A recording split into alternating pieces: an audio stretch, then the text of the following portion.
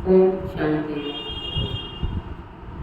आज प्यारे बाबा के 21 मार्च के मीठे बच्चे, तुम्हें अपने योग बल से सारी सृष्टि को पावन बनाना है। तुम योग बल से ही माया पर जीत पाकर जगत जीत बन सकते हो। प्रश्न, बाप का पाठ क्या है? उस पाठ को तुम बच्चों ने किस आधार पर जाना है?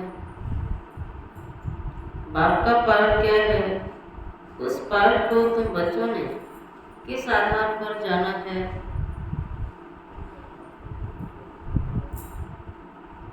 बाप का पाठ है सबके दुख हरकर सुख देना, रावण की जंजीरों से छुड़ाना।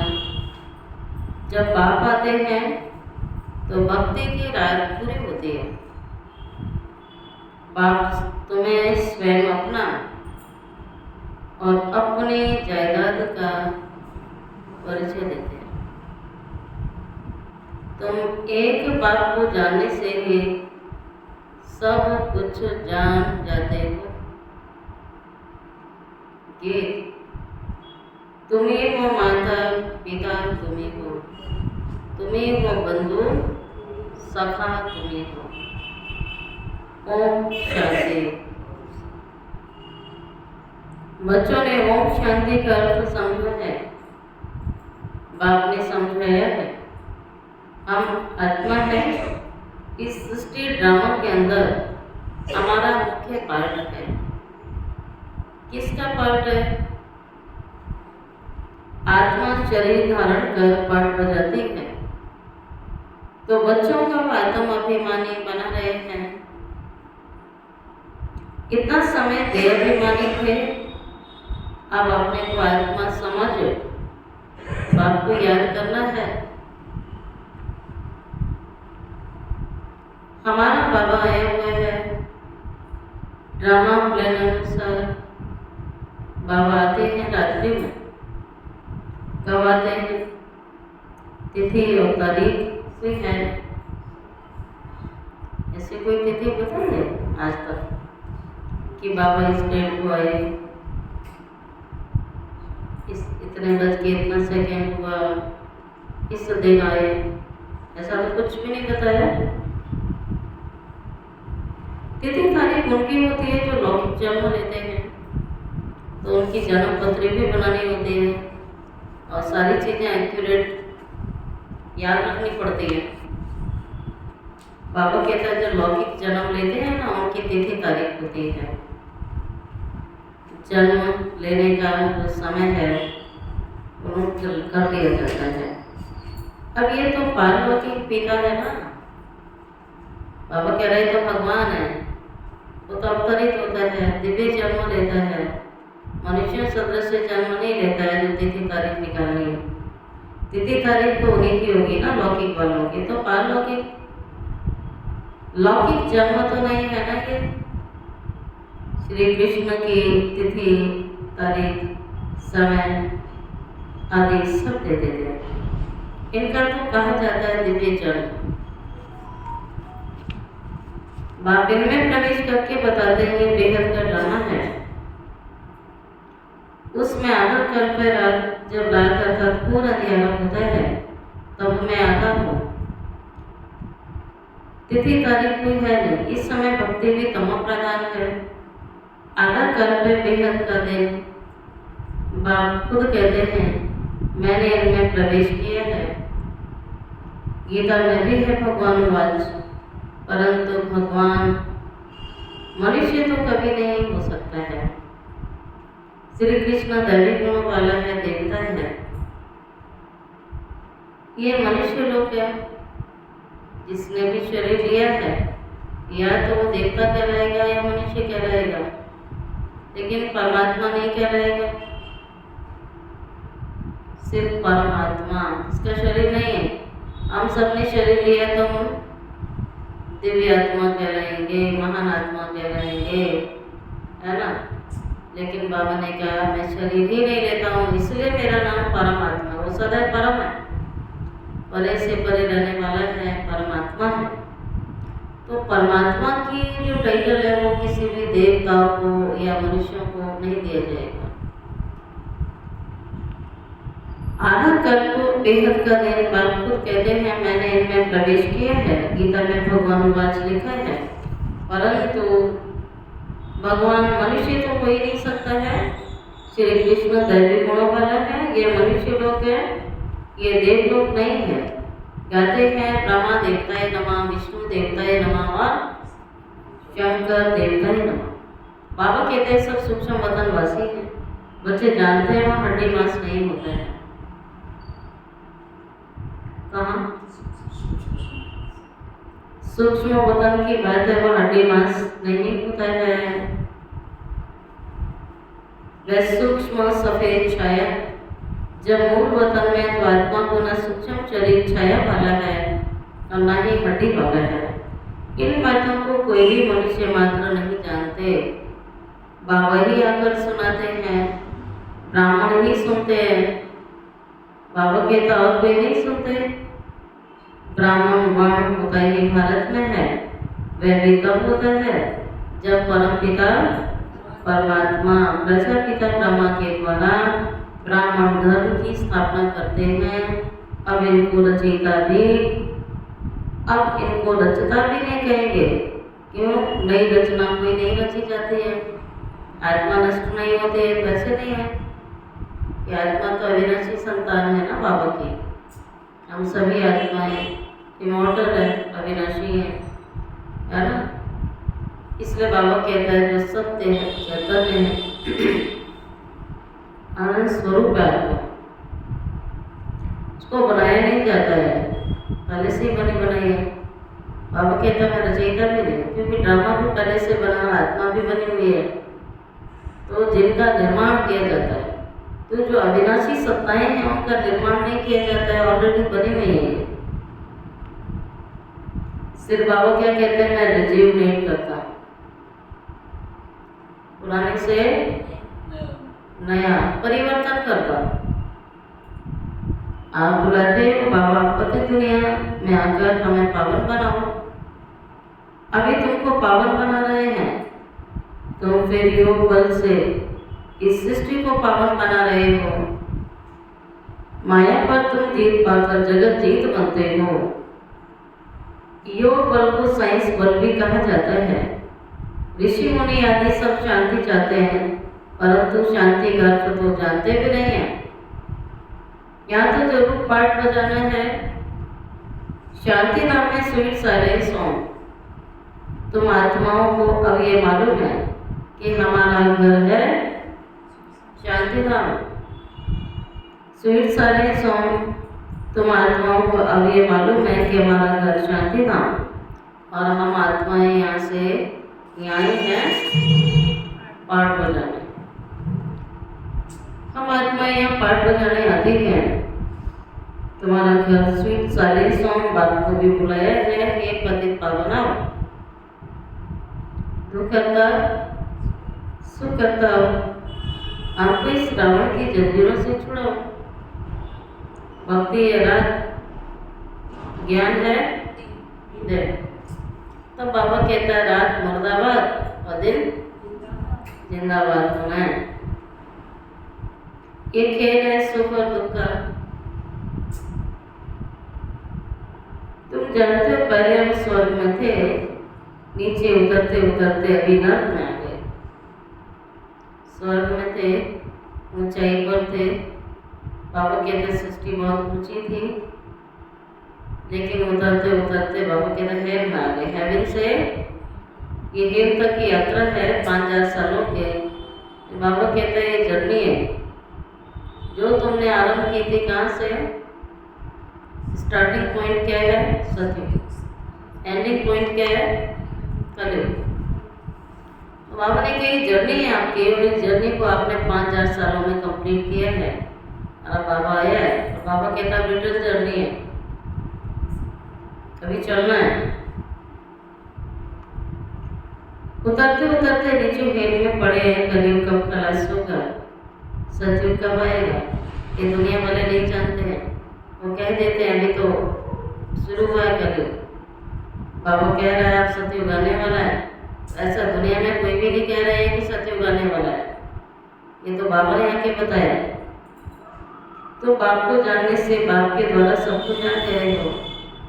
मनुष्य भगवान को ढूंढने के लिए कितना धक्का खा रहे हैं, भगवान को ढूंढने के लिए कितना धक्का खाते हैं, बाप को जानते ही नहीं है।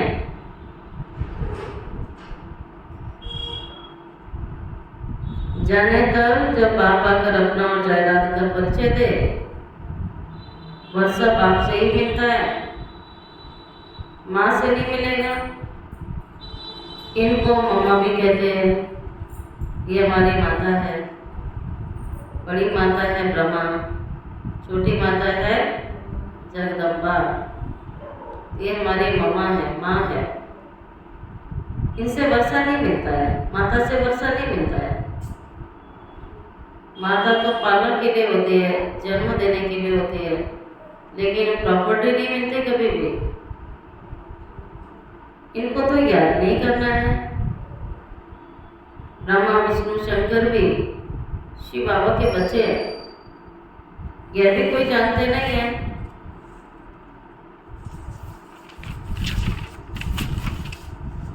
बेहद की सारी दुनिया का रचयिता बाप है, बाकी सब उनकी रचना या हद के रचयिता है।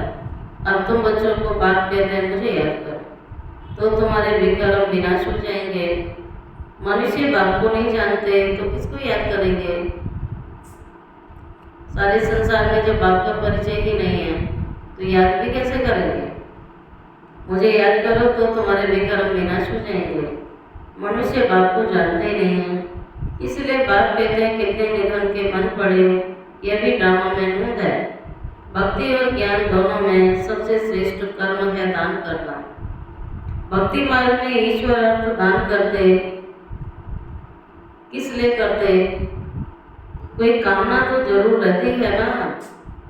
समझते हैं जैसा कर्म करेंगे वैसा फल दूसरे जन्म में मिल जाएगा। इस जन्म में जो करेंगे उसका फल दूसरे जन्म में मिल जाएगा। जन्म जन्मांतर तो नहीं पाएंगे, एक ही जन्म के लिए फल मिल जाता है। तो भक्ति का किया हुआ दान पुण्य उसका फल मिलता है एक जन्म, और ज्ञान मार्ग में किया गया बाबा ने कहा उसका फल है 21 जन्म। उसका रीजन कि वहाँ इनडायरेक्ट किया और यहाँ तुम डायरेक्ट कर रहे हो। सबसे अच्छे से अच्छा कर्म होता है दान, जो भक्ति में मनुष्य समझते भी हैं। तो दानी को पुण्य आत्मा कहा जाता है।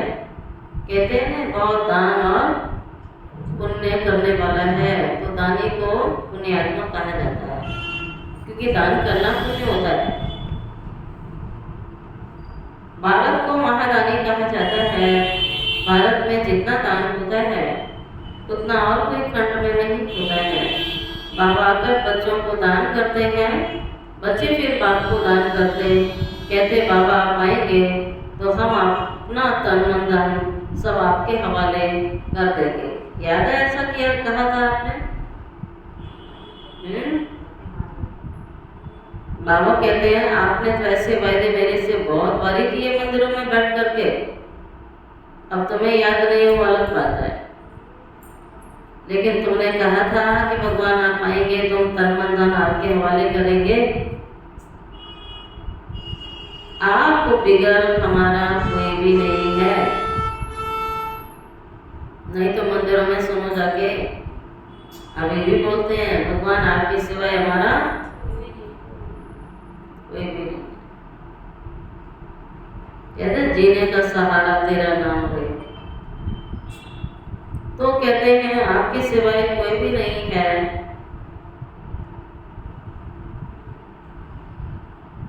बाप भी कहते हैं मेरे लिए तुम बचे हो। मुझे कहते हैं हेवनली गॉडफादर अर्थात स्वर्ग की स्थापना करने वाला।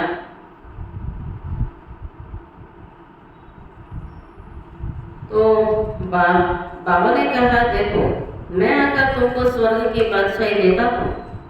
बच्चे मेरे अर्थ सब कुछ दे देते हैं, बाबा सब कुछ आपका है। भक्ति मार्ग में भी कहते थे बाबा ये सब कुछ आपका दिया हुआ है, फिर वह चला जाता है तो दुखी हो जाते हैं।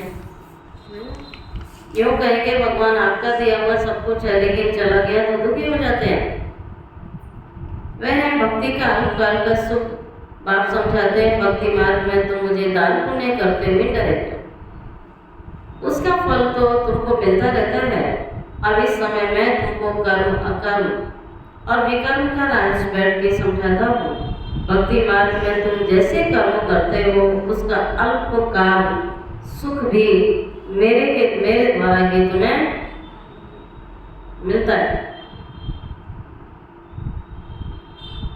तो अल्पकाल सुख मेरे द्वारा तुम्हें मिलता है। बातों को दुनिया में किसी को पता नहीं है। बाबा आकर कर्मों की गति समझाते हैं। सतयुग में कभी कोई बुरा कर्म करते ही नहीं, सदैव सुखी सुख है। ज्ञात भी करते हैं सुख धाम स्वर्ग को, अभी बैठे हैं नर्क में, फिर भी कह देते हैं फलाना स्वर्ग पधारा। आत्मा को स्वर्ग कितना अच्छा लगता है। आत्मा भी कहती है, आत्मा कहती है फलाना स्वर्ग पधारा, परंतु तमो प्रधान होने के कारण उनको कुछ पता नहीं पड़ता है कि स्वर्ग क्या है और नर्क क्या है। बेहद का बाप कहते हैं तुम सब कितने तमो प्रधान बन गए, इस स्वर्ग और नर्क में डिफरेंस क्या है इतना भी नहीं जानते। कोई मरा कहेंगे स्वर्ग गया, लेकिन स्वर्ग क्या है जानते नहीं है। ड्रामा को जानते नहीं है, समझते हैं सृष्टि का चक्र फिरता है तो जरूर वो फिरेगा ना, वैसे तो कहने मात्र कह देते हैं।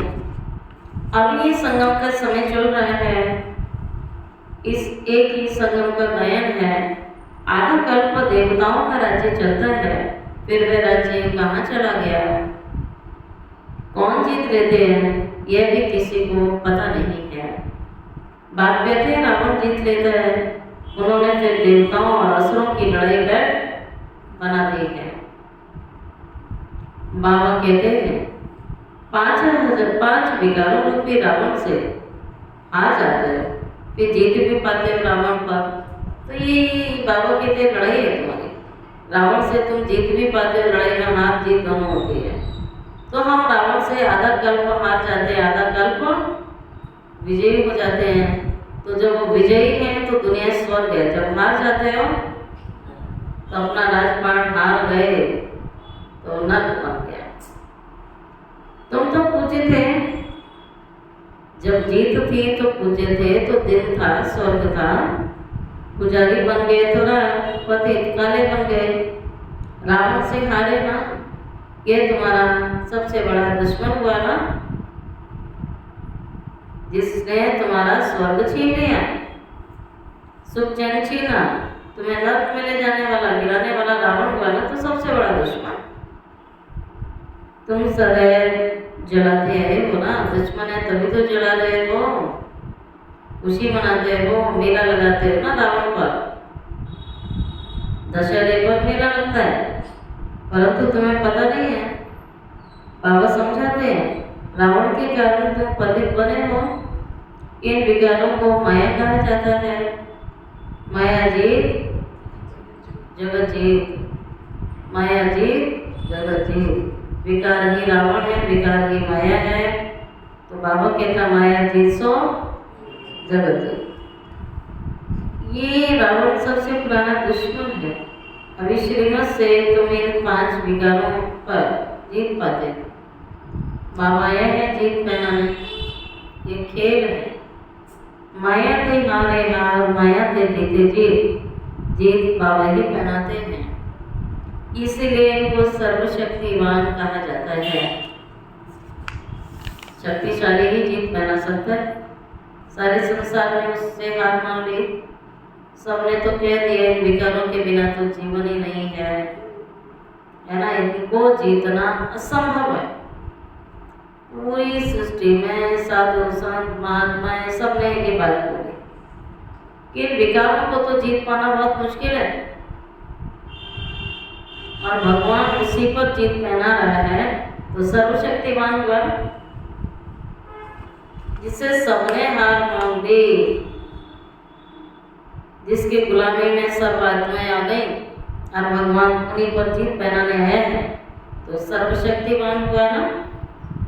रावण कम शक्तिमान नहीं है, ये बुराइयां कम शक्तिमान नहीं है, परंतु वे दुख देते हैं इसलिए गायब नहीं है। रावण बहुत दुस्तर है, तुम्हारी तो राजाई छीन लेता है। अभी तुम समझ गए हो हम कैसे हारते हैं, कैसे जीत पाते हैं। आत्मा चाहती भी है हमको शांति चाहिए, हम अपने घर जाएं, भक्त भगवान को याद करते हैं, परंतु पत्थर बुद्धि होने के कारण समझते नहीं है। भगवान बाबा है तो जरूर बाप से वर्षा मिलता होगा, मिलता भी जरूर है, पर कब मिलता है और कैसे मिलता है और कैसे गवाते हैं।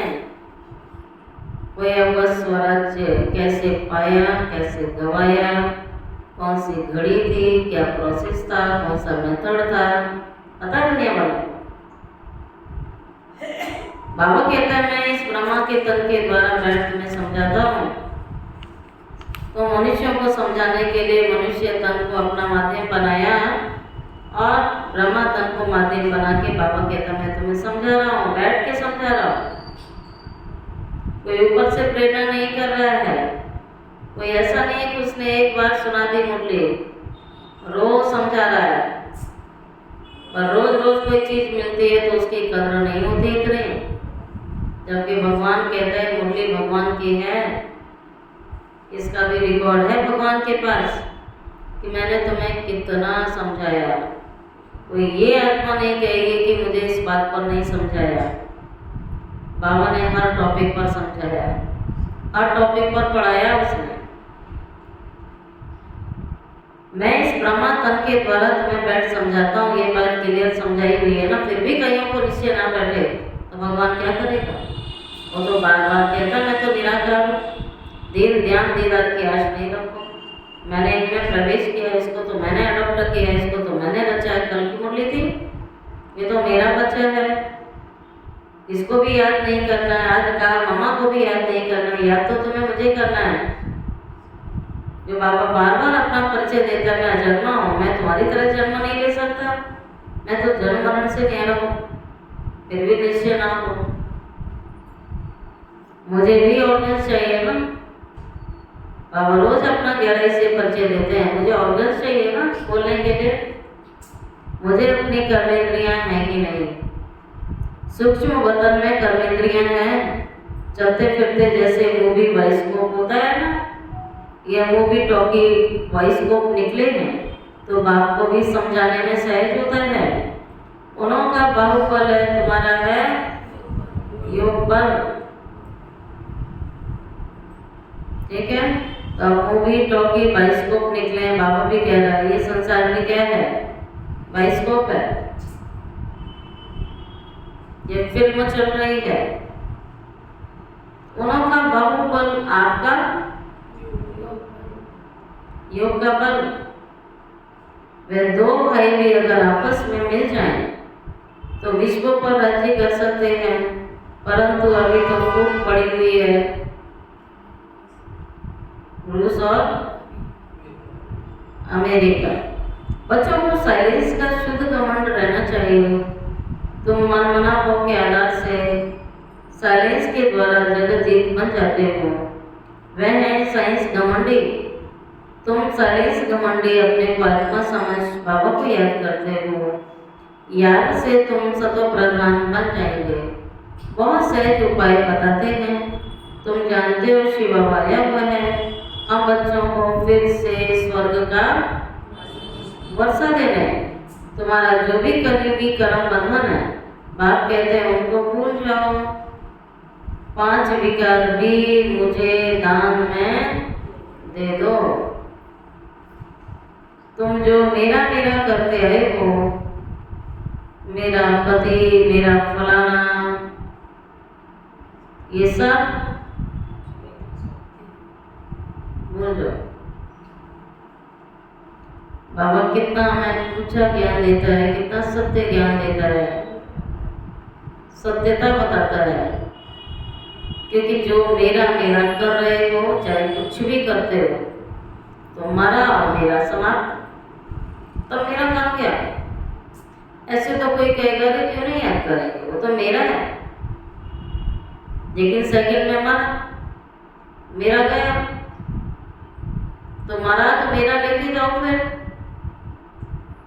लेकिन भगवान की सीधी बात समझ में नहीं आती है। बाबा कहता है ये मेरे को खत्म करो, अभी मेरा फलाना ये भूल जाओ, अभी ये कर लें, अभी वो कर लें, अभी ये हो जाए वो। ये रामायण कभी खत्म होने वाली नहीं है। इसके एपिसोड जीवन के बढ़ते ही रहते हैं, जीवन की रामायण, कोई एंड नहीं है इनके। दूसरा एपिसोड तैयार हो जाता है, तीसरा तैयार हो जाता है, और अगले चलते रहेंगे। ये कई पीढ़ियों तक चलते ही रहते हैं। बाबा कह रहे हैं सब भूलो और सबसे मरो, अभी जीते जी मरो। कुछ भी नहीं भूले और मर गए तो संसार वालों में और हमारे में कोई अंतर नहीं है। हम भी मोह माया में फंसे रहे, किसी न किसी अटैचमेंट में अटके रहे सारे जीवन, बुद्धि लटका के रखी, और फिर शरीर छूटा, तो हमारे उनमें अंतर क्या हुआ? दुनिया में बस अंतर इतना होता है कि वो लौकिक संबंध होते हैं, पति है, बच्चा है, मेरा है, फलाना, और अलौकिक में ये भाई है, ये बहन है। लेकिन किसी में भी किसी ने अटकाई बुद्धि तो फेल ही हुए ना। ये बाबा का जो डायरेक्शन है, ऑर्डिनेंस सभी के लिए निकलता है। आप तो घर चलने की तैयारी करो सीधी अब। लेकिन हमारी प्लानिंग क्या क्या चलती है, इतना ज्ञान मिलने के बाद भी दुनिया वालों की चले तो सही लगता है। उन्हें पता नहीं है, उन्हें पता ही नहीं है दुनिया क्या है। हमें तो पता है। अब तो बाबा कहता है शरीर की हालत देखो, संबंध देखो कैसे नाजुक हैं, तुरंत तोड़ने को तैयार बैठे हैं सब। दुनिया की हालत देखो, प्रकृति की हालत देखो, मन की स्थिति देखो। बाबा कह रहे हैं सबको भूलते जाओ, सबसे ममत्व मिटा दो, सब देखते हुए भी उससे मोह मिटा दो। ये बात बच्चों को ही समझाते हैं। जो बाप को नहीं जानते वह तो इस भाषा को भी समझ नहीं सकेंगे। ये जरूरी नहीं है कि रोज आने वाले बाबा को पहचान गए, उनमें भी कोई बिरले हैं, वही समझते हैं। तब बाबा कहता है वह तो इस भाषा को भी नहीं समझ सकते।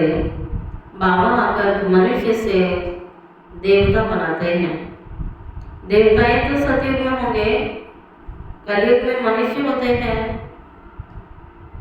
अभी तक उनकी निशानियां हैं मंदिर, मूर्तियां, ये स्वर्ग की निशानियां हैं। कई स्वर्ग का मॉडल बनाया हुआ है अजमेर में। ये सारी अभी निशानियां हैं। निशानियां तभी होती हैं जब वो चीज़ें साकार में सृष्टि पर होती हैं, कभी लाइव होती हैं, तभी उसकी निशानियां बनाई जाती हैं। तब बाबा कहता है कि कलयुग में मनुष्य होते हैं, अभी तक उसकी निशानियां अर्थात चित्र हैं। मुझे कहते हैं पतित पावन, मैं तो डिग्रेड होता ही नहीं। तुम कहते हो पावन थे, फिर डिग्रेड अर्थात पतित बन जाते हो, गिरावट में आ जाते हो। बाबा कहते हैं मैं ही हूँ जो कभी गिरावट में नहीं आता। बाबा सदैव जागती ज्योत।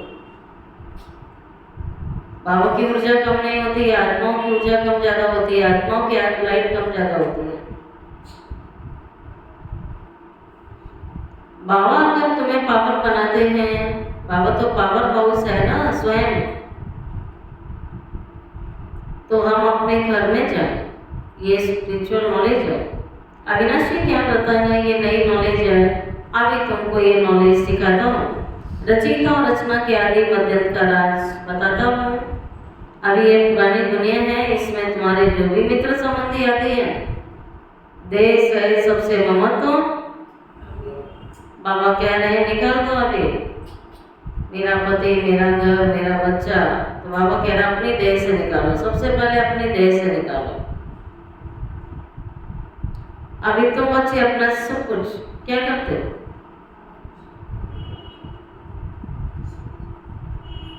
बाबा ने क्या भक्ति में पैदा किया, अब सब कुछ बाप के हवाले करते हो।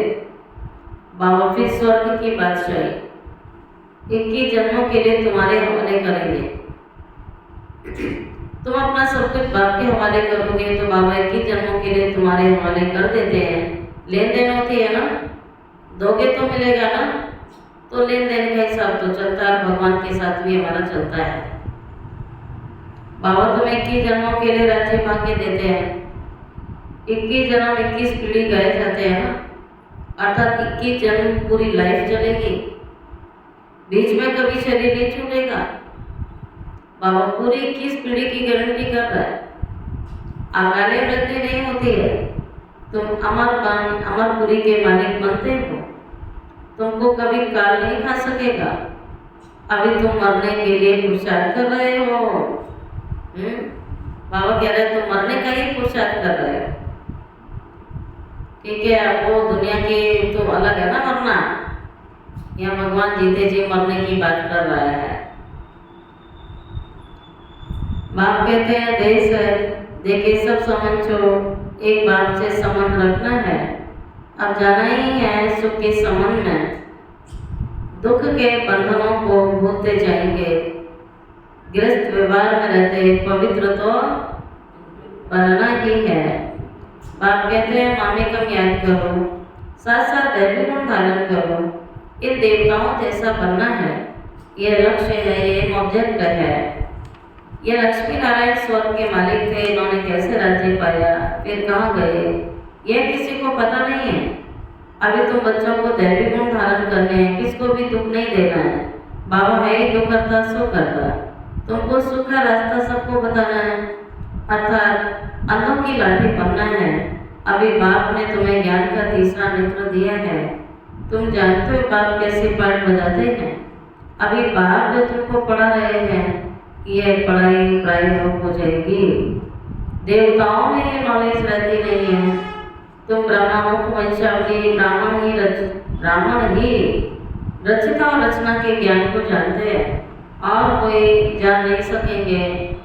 इन लक्ष्मी नारायण आदि में भी अगर ये ज्ञान होता तो परंपरा ही चला आता, अगली पीढ़ियों में भी होता। वहाँ ज्ञान की दरकार नहीं है सतयुग में, क्योंकि वह है ही सदगति।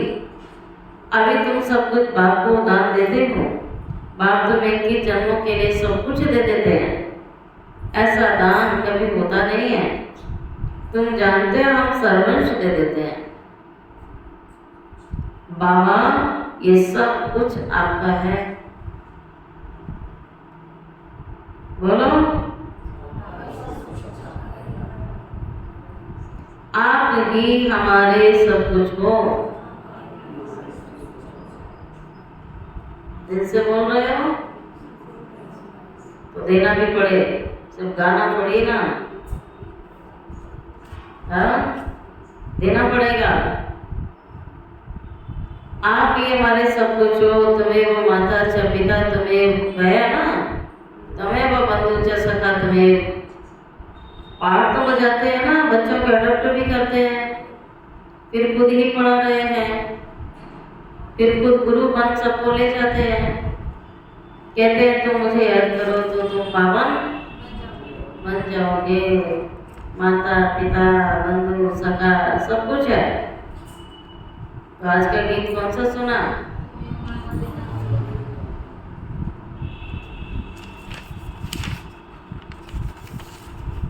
फिर तुम्हें साथ ले जाऊंगा। ये रचा हुआ है, ये शिव ज्ञान यज्ञ है। यह ज्ञान यज्ञ है, कोई मटेरियल यज्ञ नहीं है। इसमें तुम तन मन धन सब स्वाह कर देते हो। जौ तेल घी की बात नहीं है यहाँ। इसमें तुम अपना सब कुछ तन मन धन सब स्वा करते हैं शिव ज्ञान यज्ञ में। खुशी से सब अर्पण हो जाता है, बाकी तो आत्मा रह जाती है। बाबा बस हम आपकी श्रीमत पर ही चलेंगे। बाप कहते हैं गृहस्थ व्यवहार में रहते पवित्र बनना है। 60 वर्ष की आयु जब होती है तो वानप्रस्थ अवस्था में जाने की तैयारी करते हैं, परंतु वह कोई वापस जाने के लिए थोड़ी तैयारी करते हैं। अभी तुम सतगुरु का मंत्र लेते हो मन मना भवा, तो बाबा सतगुरु भी है और हमें मंत्र मिला है कौन सा? मन मना भव। तो ये मंत्र रटने वाला नहीं है, ये मंत्र करने वाला है। भगवान वाच तो मुझे याद करो तो तुम्हारे विकर्म विनाश होंगे। सबको कहो आप सबकी वानप्रस्थ अवस्था है, बाबा को याद करो। सबको एक मैसेज दो जो भी मिले कि बिल्कुल अंत समय चल रहा है, जाने का टाइम है और इसलिए तुम बाबा को याद करो। अब जाना है अपने घर। अच्छा मीठे मीठे सिकी लदे बच्चों प्रति माता पिता बाप दादा का याद प्यार गुड मॉर्निंग। रूहानी बाप की रूहानी बच्चों को नमस्ते। रूहानी बच्चों की रूहानी बाप दादा को याद प्यार गुड मॉर्निंग नमस्ते नमस्ते नमस्ते। शुक्रिया बाबा शुक्रिया बाबा शुक्रिया बाबा। धारणा के लिए मुख्य सार कलयुगी सर्व कर्म बंधनों को बुद्धि से भूल कलयुगी सर्व कर्म बंधनों को बुद्धि से भूल 5 विकारों का दान कर आत्मा को सतो प्रज्ञान बनाना है। एक ही शरीर के शुद्ध घमंड में रहना है।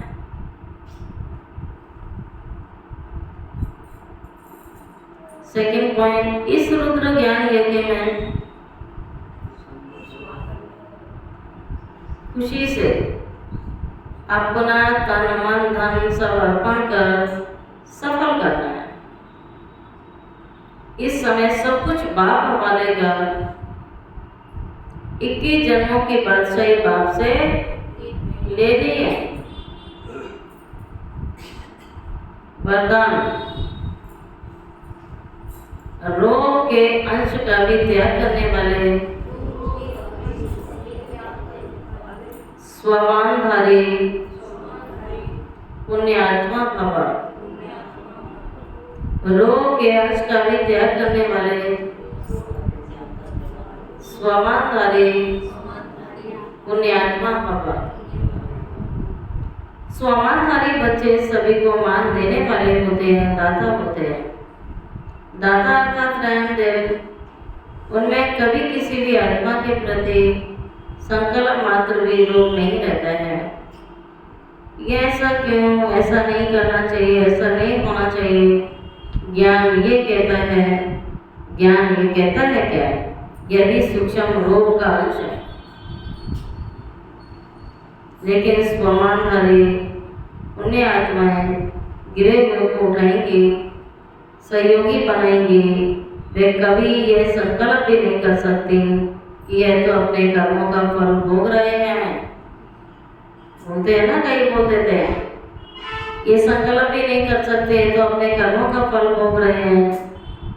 करेंगे तो जरूर पाएंगे, इन्हें गिरना नहीं चाहिए। ऐसे संकल्प आप बच्चों के नहीं हो सकते। स्लोगन संतुष्टता और प्रसन्नता की विशेषता उड़ती कला का अनुभव कराती है। संतुष्टता और प्रसन्नता की विशेषता उड़ती कला का अनुभव कराती है। होमवर्क का व्यक्ति इशारा, सभ्यता सभ्यता रूपी कल्चर को अपनाओ। सत्यता की शक्ति की निशानी निर्भयता है। कहा जाता है सच तो बेटो नच, अर्थात सत्यता की शक्ति वाला सदा बेफिक्र निश्चिंत होने के कारण, निर्भय होने के कारण खुशी में नाचता रहेगा। यदि अपने संस्कार व संकल्प कमजोर है तो वह कमजोरी ही मन की स्थिति को हलचल में लाती है। इसलिए पहले अपने सूक्ष्म कमजोरियों को अविनाशी रुद्र यज्ञ में सुहाग करो। ओम शांति।